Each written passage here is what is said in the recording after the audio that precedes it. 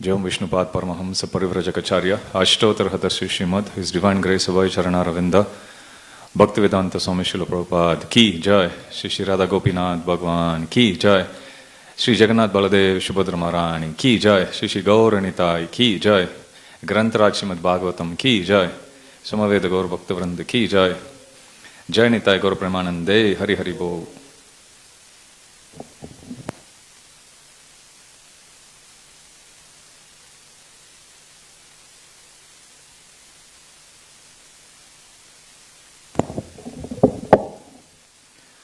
Om Jnanatimirandasya Jnananjana Shalakaya Chakshurunmilitam Yena Tasmai Shri Gurave Namaha Shri Chaitanya Manobishtam Stapitam Yena Bhutale Swayam Rupa Kadamayam Dadati Swapadantikam Vandeham Shri Guru Shri Yuta Patakamalam Shri Gurun Vaishnavamscha Shri Rupam Sagrajatam Sahagana Raghunatanvitam Tum Sajivam Sadvaitam Savadutam Parijana Sahitam Krishna Chaitanya Devam Shri Radha Krishna Padan Sahagana Lalita Shri Vishakanvitamscha Hey Krishna Karuna Sindhu Dinabandho Jagatpate Gopesha Gopika Kanta Radha Kanta Namostute Tapta Kanchana Gaurangi Radhe Vrindavaneshwari Vrishabhanu Sute Devi Pranamami Hari Priye Vancha kalpatarubhyascha kripa sindhubhya evacha patitanam pavanebhyo vaishnavebhyo namo namaha.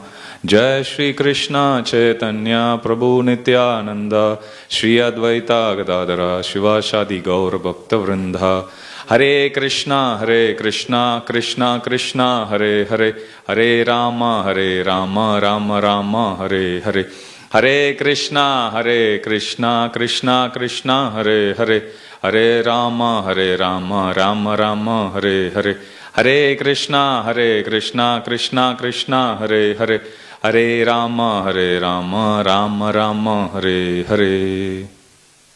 Kam karate vacham pungam langate grim hit kripatamaham vande Shri Gurun Dinatarinam Paramananda Madhavam Shri Chaitanya Ishwaram.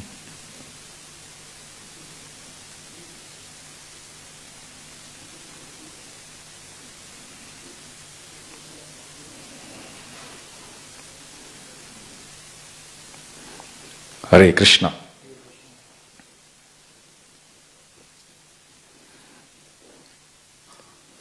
Just want to thank all our 246 Siksha candidates who took their commitment yesterday. It was a wonderful ceremony with the yajna conducted by Sucharu Prabhu. And then we offered prayers to the Supreme Lord, their Lordship Shri Shri Radha Gopinath, Shri Jagannath Baladev, Subhadra Maharani, and Shri Shri Gauranitai, to bless all these wonderful devotees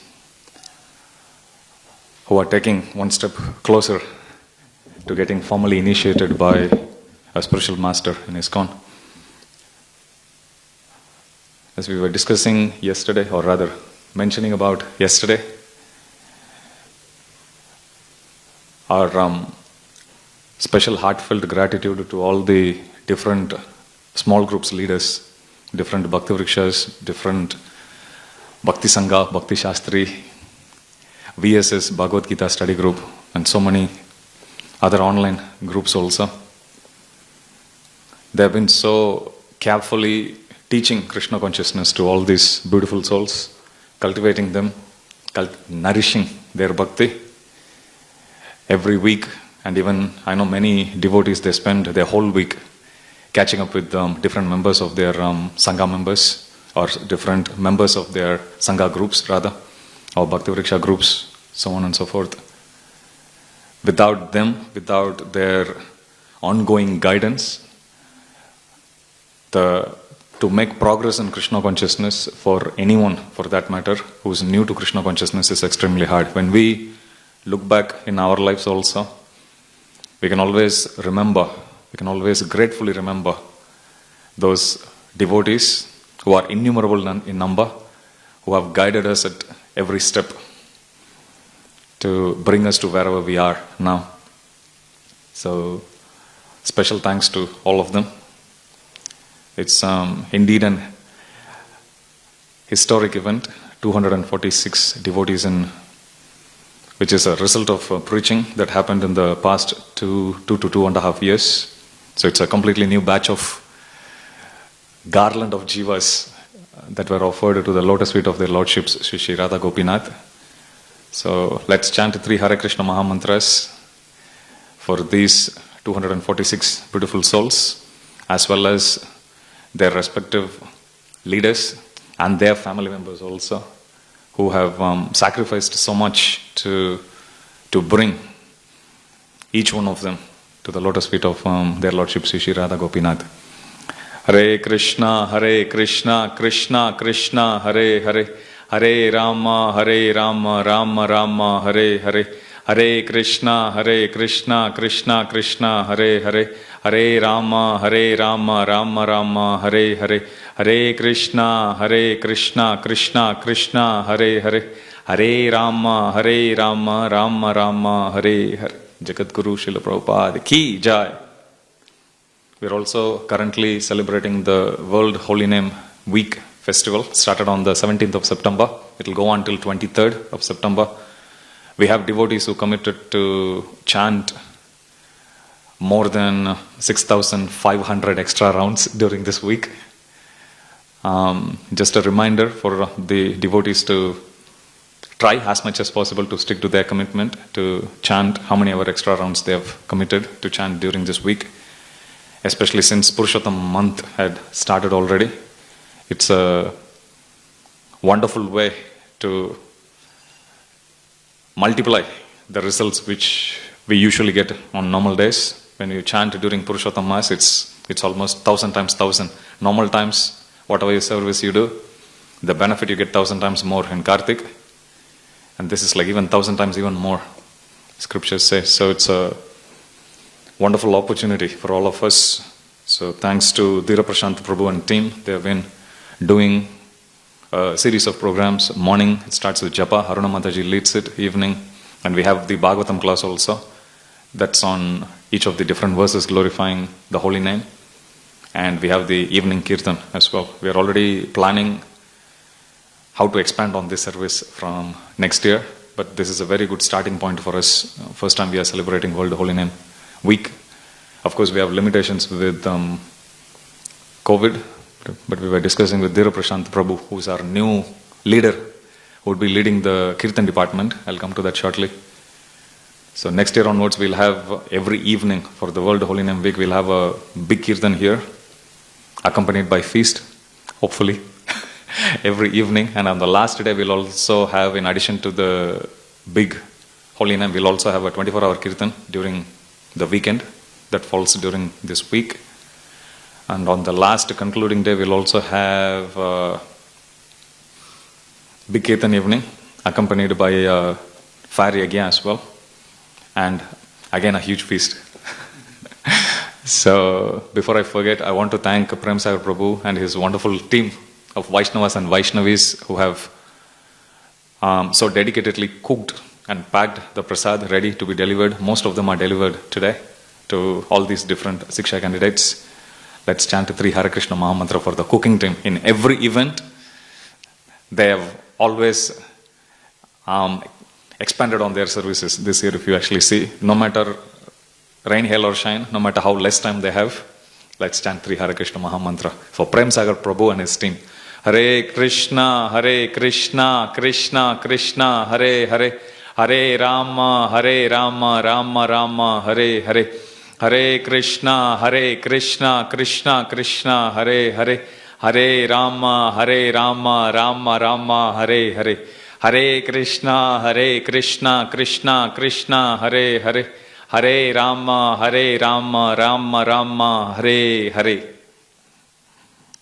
Srimati Radharani's kitchen team ki jai. So we are consolidating. We have different Kirtan teams that are performing Kirtan, different Harinam groups, for example, different even Japa groups.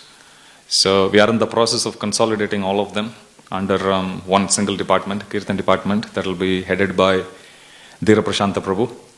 And under that we'll have different streams that will be led by different devotees. Like we have Youth Kirtan by Mrigang Prabhu, like we have Japa, Aruna Mataji does it, Vilas Manjari Mataji does it. So there are so many different streams. Harinams, we have 3 teams as of now. We have Bhajagovinda Prabhu's team, Radha Parthasarthi Ashram, Venumada Prabhu, he leads a team, and we have one and only Shyamananda Prabhu, who has been leading for more than 10 years, non-stop Harinam. So this way we'll be able to consolidate. We have festival kirtans, so many other programs also. We think, as of now, we are actually spreading ourselves in different places, and we are doing wonderfully. But if we consolidate all of these different teams together, the resultant effect will be much, much more, especially in Kirtan. It will be very much felt. All of us have experienced the difference when you participate in a Kirtan with just few people. We all have that experience during COVID times, versus if the temple room is fully packed and everyone is completely chanting their heart out. You can see the effect, the combined effect of chanting the holy name. So that's the plan. We are in the process of working out the details. We'll let you know more after we formalize few things. This is more like a FYI for the entire yatra. So the coming weekend we have a leaders meeting. We originally had planned to have a Bhakti Sangam earlier this year, but then we had to cancel due to the spreading of the COVID. So last year we had 3 meetings, one with the leader and one with just leaders and 2 Bhakti Sangam festivals. This year we couldn't have the Bhakti Sangam because of COVID. We are waiting for it to subside. But meanwhile, there are a lot of things that are happening in our yatra. A lot of services have flourished, expanded. At every meeting, every Bhakti Sangam, we always have some target. We always share what we achieved since the last meet. Plus, we also share what we are going to achieve in the next 6 months or so, or until we meet next. Now, this year, since Bhakti Sangam couldn't happen, still our devotees, rather than getting bogged down, they have expanded on the services. There are so many things that has happened which wouldn't have without COVID. So sometimes I wonder whether, Corona, Asura, is he a friend or is he an enemy? Sometimes I think it's like the mind, depending on how you engage. So it's so the coming weekend we are going to have a meeting of all the department leads, of all the small group leaders also, Bhakti Vriksha Bhakti Sangha leaders. So wherein we'll briefly touch on what we achieved since last Bhakti Sangam, which was a year ago. But focus will be more on what our plan is. Especially we are going to have a very, very important once in a lifetime for most of us, once in a lifetime festival, Sri Sri Radha Gopinath. It's 50th anniversary festival, which will be celebrated next year, May. So, and there are so many other initiatives that many devotees have been working tirelessly at the background. So now we want to raise it to the next level, like devotee care. It has already been happening. There is a pilot group which was successfully run by Madha Gopal Prabhu, and then we started rolling out in small scale in different areas. We want to take it up. Sunday feast, we have made a lot of progress, but we also want to bring everyone in our yatra to that one single evening, so that we can take that consolidated step forward. Likewise, be it finances, be it book distribution, congregation book distribution, they are doing wonderful services. As I was sharing last week, Bhadra Purnima finished more than 2 weeks ago. Still devotees are continuing to distribute sets, Bhagavatam sets, CC sets, books everywhere. Nanda Gokul Prabhu and team, they have started to set up book tables also outside the temple. So there are a lot of things happening. Same is with the chanting of the holy name, starting of small groups, Zoom meetings, so many things are happening. So we want to set a certain strategy wherein we all collectively agree. We chip in our ideas and then we all collectively agree, okay, so this is what we are going to prioritize as a yatra. So we have representation from the different departments, as I said, different small groups as well, and then we'll then agree to set certain goals, and then we'll work towards that. But one of the most important aspect we all want to focus on is to keep temple as the center, even though we may be spread so much north, south, east, west. I have experience whenever I travel, be it book distribution or even prasadam distribution, devotees coming from, even Pendrith, or, south you have devotees coming from Ingleburn, Glenfield. So very, very far away places, devotees come and offer their valuable services for the pleasure of their Lordship Sri Sri Radha Gopinath. So we want to bring everyone's focus to the temple, and then, because this is the hub, this is the heart of our whole yatra. So it's extremely important that we all keep coming here, keep getting inspired, and keep growing together. That's very, very important. Okay, so Radhanath Maharaj says, I always get this quote wrong, but I'll try to repeat it verbatim. Individual purity is more, or rather, collective unity is more important than individual purity, Maharaj says. So it's extremely important that we all work together as a group, nourishing each other's bhakti, encouraging each other, inspiring each other. That's much, much more important, much, much more valuable than us trying to just better ourselves alone, all by ourselves, as the Bhajananandi. So Maharaj always says that stresses on the importance, stresses on the need for us to take shelter of each other, need to get inspiration from each other. So it's extremely important. So one of the important aspects or the theme that we'll be discussing on in this upcoming leaders meeting is about that. Today I want to finish the announcement soon so I can start. Last week couldn't cover much. Okay, so today we are going to continue our discussion on, this is chapter 26, Srimad Bhagavatam, Canto 3, chapter 26, Teachings of Lord Kapila. So as I was mentioning, chapter 26, this chapter as well as the next one, discusses on the jnana. Why is jnana important? Before we started, last week we were discussing there are 3 benefits that are given about the need or what one would achieve by gaining jnana. The first one, first and foremost benefit is one becomes immune, or one elevates himself, transcends himself above, or transcends herself above the 3 modes of material nature. So that's the very first benefit that's given. Second benefit is it gives one self-realization. We were also discussing how simply by chanting Hare Krishna Mahamantra, worshipping Shri Shri Radha Gopinath, simply by focusing on our devotional service, association, chanting, reading Srila Prabhupada's books, we will be able to see Krishna, and simultaneously along with us running closer to Krishna, realizing Shri Shri Radha Gopinath's mercy, to that proportion we will also be able to see ourselves. So self-realization happens in tandem with our desire, in tandem with our efforts to serve the Supreme Personality of Godhead and understanding Him. So without any extraneous effort. So we don't need to make any separate endeavor to realize ourselves. So that's the second benefit that's given. Third benefit is, if we have jnana, then naturally detachment will also come. Like, do you remember when you are a child, at some point, let us say you might have failed in an exam, very important exam even, could be higher secondary exam for example. And at some point you might have even heard some of your friends or family members also may say, this is the most important thing you have to do in your life. True. And sometimes the results may not go your way. You didn't get the desired result despite your best effort. And at that time, almost all of us have this experience, sitting there and getting bogged down, feeling I have wasted my life. But then give it some more time. As time rolls by, you will realize actually it's not that important in our life. Okay, give it another 5 years, 10 years later, once you land in a job, you will realize it doesn't matter how many marks I scored. I forgot how many marks I scored in my year 12. So likewise, even after getting into job, even after you forget, a different phase, you may land in the first job and every day you will be very, very tensed. I don't want to upset anyone. I want to do this, do that. So you always have that anxiety. But then once you move from first job to second to third, you get used to that also, because with experience comes confidence also.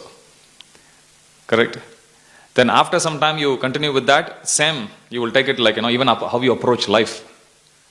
It's very, very daunting task. How am I going to get married? How am I going to find job? How am I going to raise my kids? So on and so forth. But as time progresses, with experience comes knowledge, and with that jnana, with that knowledge comes clarity. So you don't feel anxious anymore. And with that, we will also develop a certain sense of detachment. If we get one difficulty after the other, and the more we get used to facing difficulties, more we will also be conditioned that this too shall pass at some time.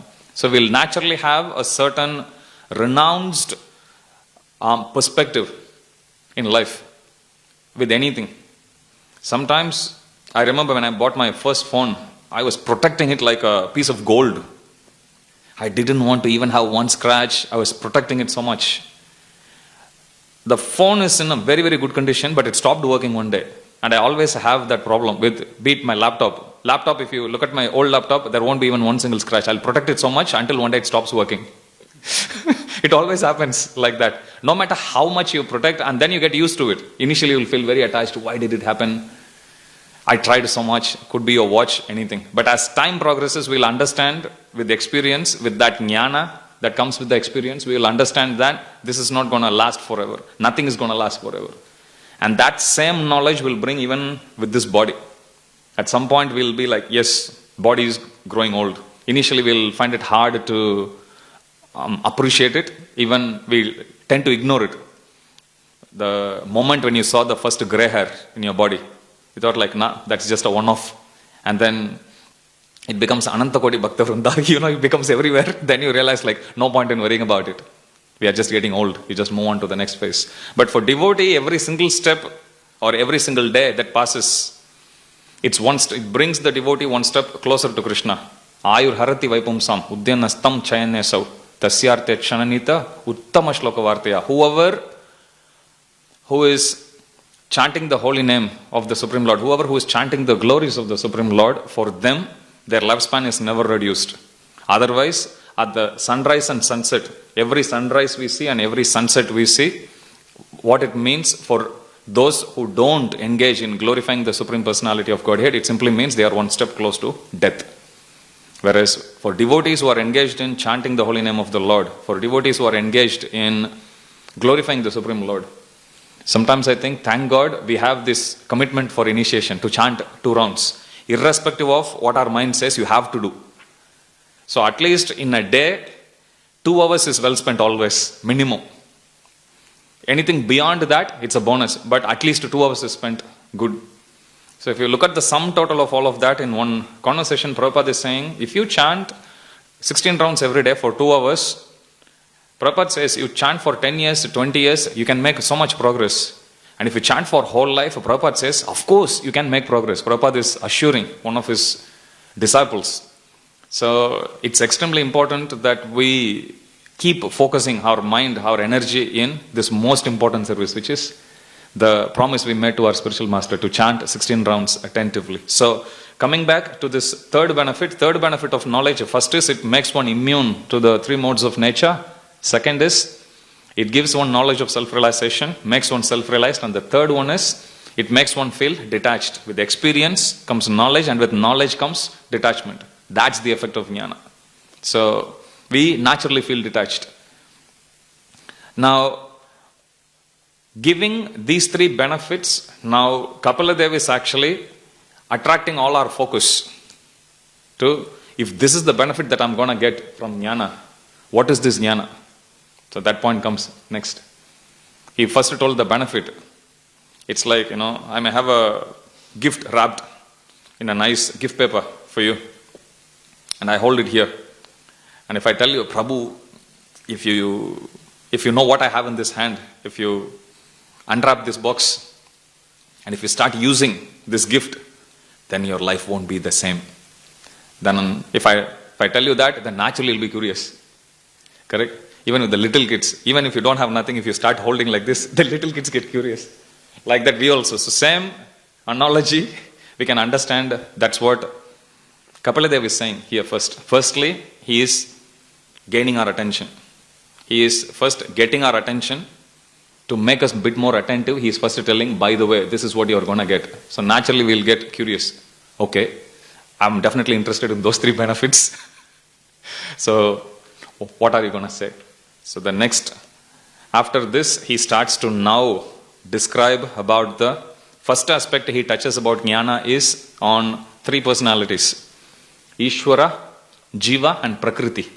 Ishvara is the Supreme Lord. If you take Bhagavad Gita speaks about 5 aspects. There are 5 main subject matters that's described in Bhagavad Gita. Ishvara, Prakriti, Jiva, Kala, Karma. Now, in this part of Srimad Bhagavatam, he touches on all the 5, but initially he touches on the first 3, which is Ishvara, Jiva and Prakriti. Ishvara means the Supreme Personality of Godhead. Who is Supreme Personality of Godhead? What are his qualities? And how does he interact with the Prakriti? So the first series of verses describes about these 3 personalities. You have Supreme Lord Ishvara, you have Jiva, which is all living entities, us, and third is Prakriti. And then the interactions between all these 3 personalities. How does Supreme Lord deal with Prakriti? How does Jiva deal with Prakriti? So that's what he describes in the first series of verses. First he defines about the qualities of Ishvara. Uddhava, when he describes about the glories of the Supreme Personality of Godhead, Krishna, he says, Tasmad Bhavantam Anavadyam Anantaparam Sarvagyam Ishwaram Akunta Vikunta Dishnyam Nirvinnadi Rahamuhe Vrijinabhitapto Narayanam Narasakam Sharanam Prapadya. He says, Tasmad Bhavantam Anavadyam.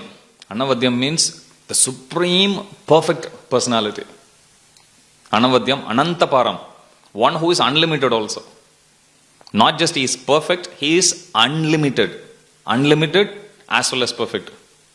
Tasmad Bhavantam Anavadyam Anantaparam. Sarvagyam. He is the knower of everything, past, present and future. Sarvagyam, Ishwaram, Supreme Controller.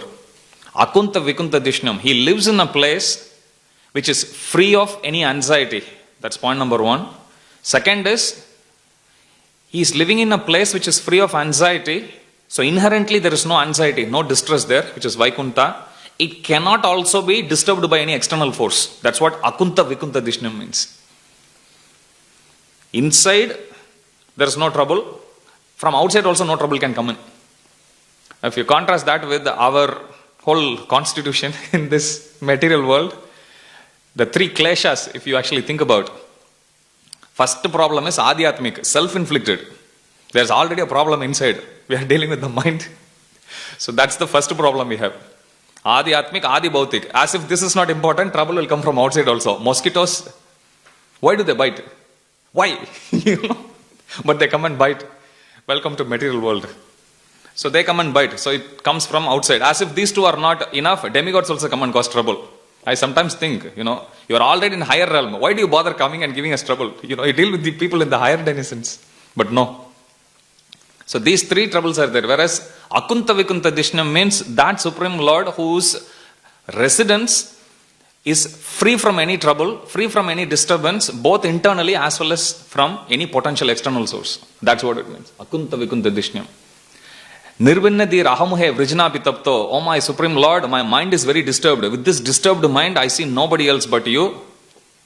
Nirvinnadi Ahamuhe Vrijinabhitapto Narayanam Narasakam. Narasakam means that Supreme Lord who is the friend of all living entities. Nara Saka. Saka means friend. Nara is embodied living entity, especially humans. Narasakam.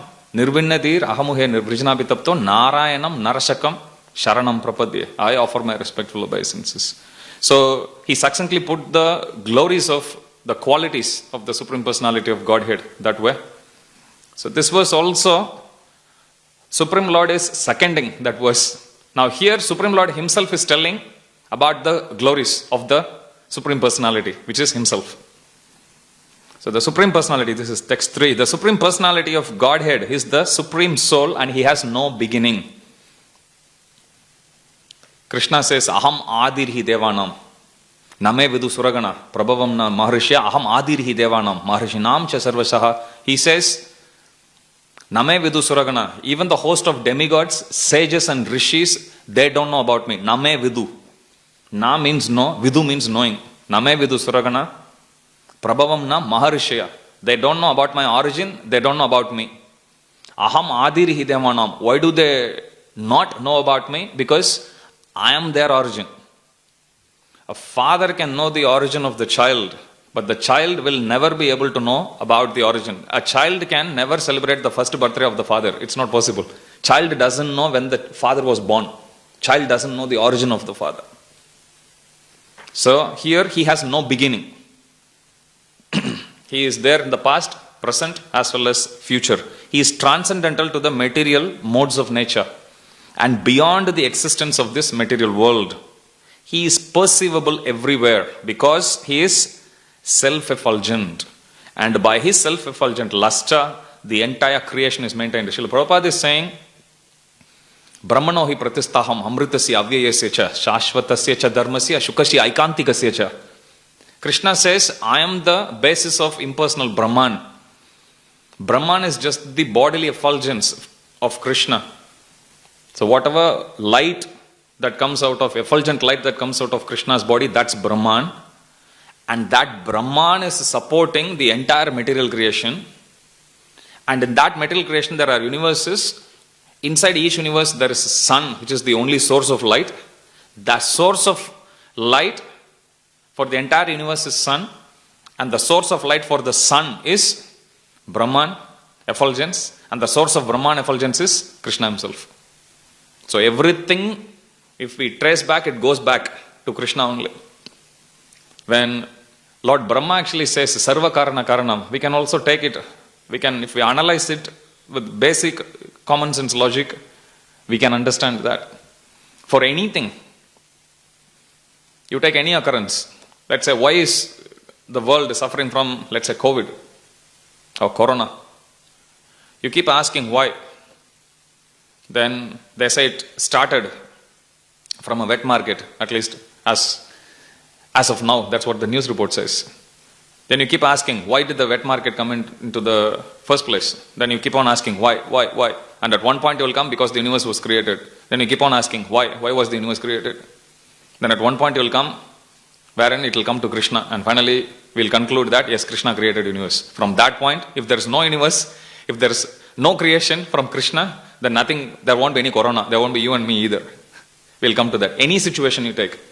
That's why Krishna is called as Sarva Karana Karanam. You take any effect, you ask the cause for that effect, and that cause, you consider that as the effect, keep asking, what is the cause? That way, if we trace back anything that happens, it will always come and end up with this one single line, Ishvara Parama Krishna, Sachidananda Vigraha, Anadiradir Govinda, Sarva Karana Karanam. So he is the cause of all causes, means that's what it means. He is the cause of all causes. Anything that happens, be it in material world or spiritual world, you keep tracing back its origin, it will always end up in Krishna. There's nothing that goes beyond Krishna. Okay, so that's what it means here. He is self-effulgent, and by his self-effulgent luster, the entire creation is maintained. Text 4. Text 4 speaks about Krishna's. We were discussing about the qualities of Krishna here, qualities of the Supreme Lord. Text 4 speaks about why is Krishna interacting with Prakriti. So text 4. At his pastime, that Supreme Personality of Godhead, the greatest of great, accepted the subtle material energy which is invested with three modes of material nature and which is related with Vishnu as his pastime. So Krishna dealing with material energy is his Leela. Us dealing with material energy is karma. There is a big difference. We are forced to appear in a certain family, in a certain form, with a certain beauty because of our karma. Our karma forces us. But for Krishna, Krishna chooses to come. Krishna chooses his body. Krishna chooses to appear in a certain family. So there is a big difference between Ishvara's interaction with Prakriti versus Jiva's interaction with Prakriti. Ishvara's interaction with Prakriti is Leela. Jiva's interaction with Prakriti, that action is called karma. One is always in liberated condition and one is binding condition. Prabhupada always used to give this example, beautiful analogy. Prabhupada says, if you take a cobweb, have you seen cobweb? And you'll find spider, and spider will wait. After spinning the cobweb, it will wait. Beautifully it will spin, very attractive, nice pattern, and it will wait. And then some bug comes there, it will get stuck. and then the baby spider will go and eat. Now Prabhupada says, it's the same cobweb, but that which is death, that which is entangling for one other creature can actually move very freely. Understand? So Prabhupada is saying, so same way, Krishna is like the original giant spider, the web is like the Prakriti, and the bug that gets stuck there is Jiva, it's us. It's the same material energy, but Krishna can move freely. Just like a spider won't get stuck in a cobweb, similarly, Krishna won't get stuck in the material energy. For Krishna, it's just the Leela. Spider coming to the cobweb, sometimes it checks out. Is everything okay? Is there any link that's missing? It seals immediately with its saliva-like substance. So same way, Krishna, when he comes to material energy or when he deals with material energy, he does it for this purpose of Leela. Sometimes this confusion happens. You will come across, that's why Confucius says a little learning is a dangerous thing. When we learn only half, it always confuses us more, and then it leads to speculation. Sometimes you will come across these stories about Durga, how there was this big demon, Mahishasura, and then Durga Devi came, and Durga Devi killed him. So Durga Devi is so powerful. This is what, till that point is correct, but after that everything is speculation. Durga Devi killed, so till that point is correct. After that, therefore Durga is more superior than even Vishnu. Therefore Durga Devi is more superior than even Shiva. Like that. Have you come across some television serial? Sometimes you will hear even stories in internet. Now half of that story is true, which is Krishna is there and Krishna sends Durga, Durga goes and kills. Now why is Vishnu not directly killing? So if you read pastimes, details of the pastimes, you will understand. Just like, let us say, there is a huge shopping complex that's owned by a multi-billionaire.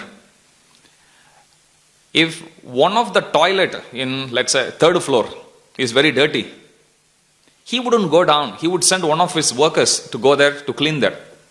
Okay, one of the cleaners to go there and clean. Just because the multi-billionaire didn't go to clean doesn't mean suddenly the cleaner become more powerful than the multi-billionaire. Do you understand? The job is filthy. Billionaire doesn't want to get his hands dirty, literally. So he's sending somebody who is under him to go and do the job. Just like this, just because the servant goes and cleans the place doesn't make the servant suddenly superior than even the master. Same way, if you look at how even Durga came, or Mahishasura Mardini, as they say, Mahishasura, he gets a boon. And the boon is, when he actually fights his enemy, whoever shoots an arrow or whichever way, if somebody makes his blood fall to the ground, how many ever drops of blood that falls on the ground, he would expand himself into those many number of times. So even nobody could deal with even one single guy. He was creating so much havoc. Who would want to fight with him? If somebody goes to fight with them, even if they manage to inflict some damage, let's say they slash or make a little scratch in his hand, 2 blood drops fall. Suddenly, 2 more Mahishasuras will be there. One itself dealing with one is difficult. Now suddenly 3. So now everyone is scared. Nobody want to fight with them. Then he is going everywhere. So Vishnu then calls Durga. And then he tells to Durga, okay, finish him off. Then Durga says, no problem, I have a plan. Then Mahishasura Mardini, if you go, she then goes, shoots the arrow, throws the weapon.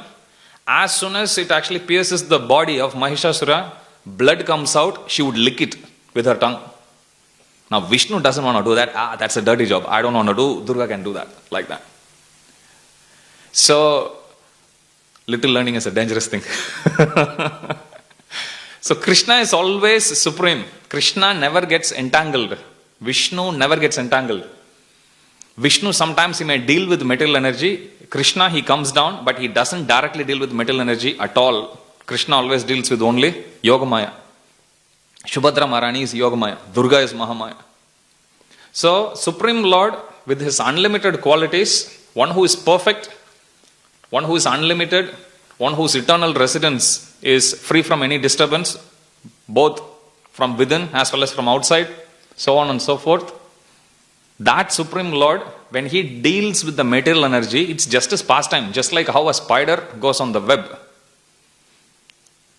plays with its own cobweb, moving around very freely. Even a baby spider does that. Similarly, Krishna also comes, Supreme Lord comes, and he just moves around. So that is his pastime, Leela. Now let's go to the interesting section. After telling the interaction between Ishvara and Prakriti, now Kapila Dev comes and tells, now let me tell you about the pastime of Jiva and Prakriti. So next 3 verses actually describe about what effect or what is the outcome of Jiva, which is the living entity, dilly-dallying with material energy, which Prakriti. Text 5. Divided into varieties by her threefold modes, material nature creates the forms of the living entities, and the living entities seeing this are illusioned by the knowledge covering feature of the illusory energy. So this is the first effect of Jiva dealing with material energy. What is it? Material energy has got 2 potencies, 2 aspects. Avarnatmika and Prakshepatmika it's called. Avarnatmika means covering potency. Prakshepatmika means pulling down potency. Sometimes if you see, if 2 people, or let's say if there is one guy going, if a group of people want to attack him, they may first throw a cloth or a towel covering his head. So that's covering potency. Now once they covered, the person, because now he's suddenly blinded, he can't see, he can't breathe freely, he feels a little suffocated. Now he's completely toppled. Then they pull him down and they beat him. This is exactly what Maya Devi is also doing. So that covering potency is called Avarnatmika. That is what she does first. First she covers her intelligence. And the second one is called Prakshepatmika, pulling down potency. Covering intelligence means she will never allow us to learn from our mistakes. She'll never allow us to learn from our experience. That's why Krishna says in Bhagavad Gita also, Dushpurena Ananelancha, Krishna says, lust is like a fire. No matter how much fuel you put, at some point it should feel satiated. But Krishna says, Dushpurena Analenacha, which means no matter how much you feed to that fire, it only keeps on growing more and more and more. Why is that happening? Because Avarnatmika, the covering potency. We will do a certain mistake, but Maya will never allow us to learn from our mistakes. That's why in English there is a saying, experience is the best teacher. Again, that's only one half of the saying. Second half of the saying is, experience is the best teacher because fools learn no other way. Okay. Prabhupada says, intelligent man means one who learns from other people's mistake. Good man means one who learns from one's own mistake. A wise man, very intelligent man means one who learns from other person's mistake. How can one learn from other person's mistake? By Shruti. When Bharat Maharaj, when we hear this pastime of Bharat Maharaj developing some little attachment to one baby deer, and that too out of his goodwill, he was a Kshatriya ruling for millions of years, he is naturally caring for all his praja. So after ruling for millions of years, he just developed a little attachment, that too for valid reason. He has seen the mother deer dying and there is this little baby deer, he wants to just protect the deer. Now even that apparently good act of wanting to care for a baby deer, even that was not good enough, or even that was enough rather to pull him down, and that costed him 2 more births. So when we read a pastime like that, we can actually understand, okay, developing an attachment with even an apparent valid reason, if that can cause somebody to miss the boat to go to Goloka Vrindavan, how much more careful we should be. Forget about deer. How much more detached we should be. How much more careful should we be. And here we are talking about somebody who is in Bhava platform. We were discussing a couple of weeks ago. Somebody in Bhava platform means they know their constitutional position. Bharat Maharaj knew how he is personally related to Krishna. That was the position he was in when he developed attachment to the deer. Where are we? Somewhere between Shraddha and Sadhu Sangha. That's where we are, hopefully. What chance do we stand? But Jagat Guru Srila Prabhupada, Ki Jai, we are totally unqualified. Our only hope is mercy of Srila Prabhupada. Our only hope is mercy of Shri Radha Gopinath. So somebody who is in Bhava platform, if they can actually go, somebody who is in level of Brahma, we hear past time, how he got allured. Prabhupada says, somebody in Brahma's position, it's impossible for such a person to get illusioned. But in this situation, Krishna put him through this so that we can learn from this mistake or an apparent mistake, which is not really Brahma's. Okay, as much as Arjuna getting confused on the battlefield of Kurukshetra, Krishna puts him in illusion. Arjuna was very clear. Krishna puts him in illusion to speak Gita, and then after Gita, Krishna removes that illusion, basically. But Arjuna was, however he was, before the battle, before hearing Gita and after hearing Gita, in one sense, he was the same.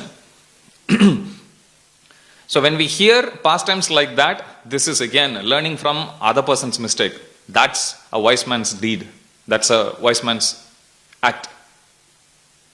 Good person means at least we should be in a position to learn from our mistakes. Now coming back to the point, Avarnatmika means that potency of Maya that would cover our intelligence, that would stop us from learning from our own mistakes. It's not possible. General tendency is, let me just keep trying out new things, trying to gratify my senses so that at some point I will come to the point of satiation, then I'll give up. I don't want this. I have had enough of this. That's what our material intelligence would say. But Krishna is challenging that perspective by using this example, Dushpurena Nalenacha. You have fire, you then pour some fuel, fire grows little more. You pour little bit more fuel, what will happen? At what point do you think, if we keep on adding fuel, at what point do you think the fire will say, all right, I have had enough, I will reduce? It will never happen, correct? That's why Krishna says, that's exactly what will happen if we keep on trying to gratify our senses. So scripture clearly say, you cannot come to a point wherein your material senses would say, all right, you have given me enough, I will leave you free. Kamadinam katina katita palita durnidashas tesham jatamai na karuna na trapa na utpashanteya utsrijyatam yata yadupate sampratam labda buddhi tvam ayata sharanam abhayam mam nigshvatma shantiya dasya rather. Rupa Goswami says that Kamadinam katina katita palita durnidashas. This mind, my Lord, it always keeps on giving one desire after the other. And what did I do? As a very faithful servant of those desires, I kept on fulfilling them. Now, even though I kept on fulfilling, running from pillar to post, trying my best to fulfill all those desires, it still showed three of its most abominable nature, abominable qualities. Kamadinam katina katita palita durnidashas tesham jatamai na karuna. Even though I was struggling so much to satisfy, na karuna, it didn't show me any mercy. Na karuna, na trapa. It didn't show me any mercy. It didn't feel, it made me feel very shameless to even breach the path of dharma. Na utpasantihe. Now even though I have tried so much, it didn't show me any karuna. Mind never said, all right, you have tried enough, it's okay. Mind was pushing more and more and more. Na karuna, na trapa. Na trapa means, na karuna means no mercy. Na trapa means it pushed me so much simply to satisfy my mind. I even became shameless, searching after materialistic pleasure. Now utpashantihi. Even though I am trying so much shamelessly, trying to fulfill its desires, mind is not satiated. It didn't show me any mercy either. So these are the three abominable qualities, he says. Mind, it pushes us to act in a shameless way. It never gets satiated. Na utpashantihi. Na karuna, it will never show us mercy either. Utsrijyatam yata ata yadupate sampratam labda buddhi. My Lord, somehow simply by chanting your holy name, I now have developed some attraction. Utsrijyata means it has awakened. Ata yadupate, the Lord of the Yadus. Utsrijatam yata yadupate sampratam labda buddhi.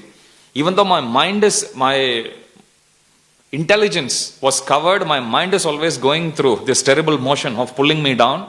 Still, simply by chanting your holy name, I have somehow awakened this little remembrance, little attraction for Yadupati, for Supreme Lord, Shri Shri Radha Gopinath.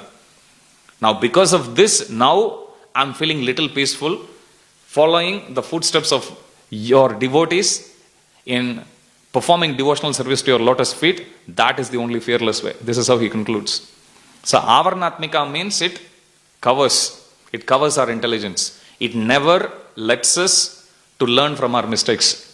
So Krishna says, so don't try to satiate your senses, rather take knowledge, take Brahma Vidya from Bhakti Shastras, Bhagavad Gita, Srimad Bhagavatam, Chaitanya Charitamrita, everything.